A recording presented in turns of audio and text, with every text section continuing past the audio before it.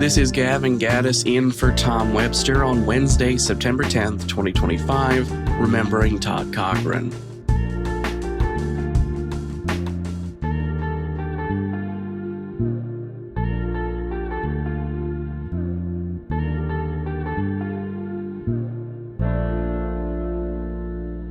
The following is in first person from Tom's perspective. I am so very sad and shocked about the passing of Todd Cochrane, a friend to me and a friend to all of podcasting. James Cridlin of Pod News collaborated with Todd's longtime podcast co-host Rob Greenlee on a remembrance of Todd's life on Pod News, which you can find with a link in today's article, and it is a wonderful testament to a consequential person. I wanted to add a personal thought as I process this terrible news.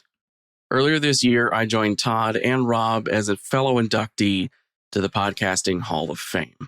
In my induction speech, I noted that the very first podcast I ever listened to was Todd's Geek News Central nearly 20 years ago. I was primarily working in the radio industry back then, and there was nothing like Todd's show in my world. It broke every format rule of radio. Todd didn't sound like a DJ. He sounded exactly what he was, a fellow geek, just as excited about new technology as I was. This, of course, was why it worked.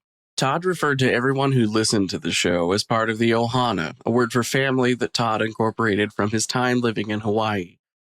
And I was part of that Ohana almost from the beginning. Over the years, I spent more and more of my time working in podcasting. Todd and I would become friends, and I got the chance to tell him that, which I know meant a lot to him because all of his listeners meant a lot to him. He, as much as anyone else in podcasting, knew just how hard it is to grow and keep an audience. He did it for 2 decades. He also did something else that we should celebrate. He built a sustainable business out of serving creators. No one was more passionate about helping people podcast and keep podcasting than Todd, and he poured that passion into a smartly run business built with the health of creators as its North Star.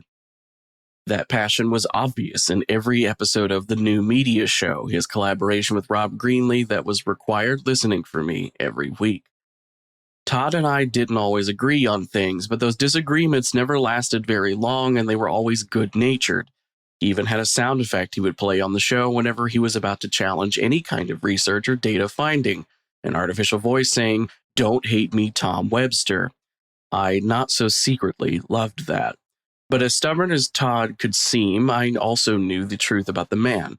He understood very clearly the shifts and changes in our industry, and he adapted to them constantly to serve his customers. As we got to know each other better over the years, Todd became one of the very first people I would seek out when I attended conferences and events in our space. His candor delighted me. He was a real, genuine human who had done some living, and I have wonderful memories of being up far too late over a couple of cocktails talking about all manner of things, including the family he loved so much. And always passion, passion, passion. You see that so rarely. Podcasting wasn't a job for Todd. It wasn't even a career. He knew the truth of it. Todd worked tirelessly to keep podcasters going, not because it was good for business or so that he could monetize. Todd worked to keep podcasters podcasting because he understood the central truth of podcasting. It can change your life. It changed the life of a senior chief coming out of the Navy in the mid-2000s. It changed my life, too.